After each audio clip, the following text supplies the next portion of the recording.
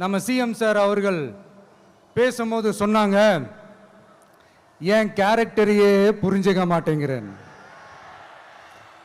இது cinema dialogue இல்லையா? நான் ஏதாவது பேசினா சினிமா டயலாகா?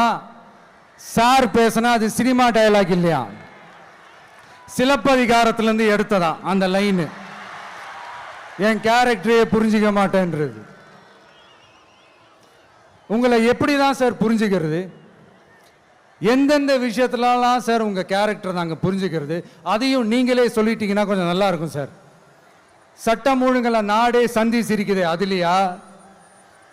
பெண்கள் பாதுகாப்புல நாடே சந்தி சிரிக்குது அதுலையா? பொய் வாக்குறுதிகளா கொடுத்து ஏமாத்தி ஆட்சிக்கு வந்தீங்களே அதுலையா? எதில் தான் சார் உங்க கேரக்டர் நாங்கள் புரிஞ்சுக்கிறது?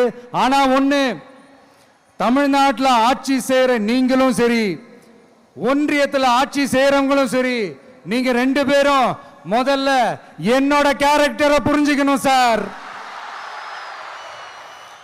என்னோட கேரக்டர்னு சொன்னது நம்ம மக்களோட கேரக்டரை.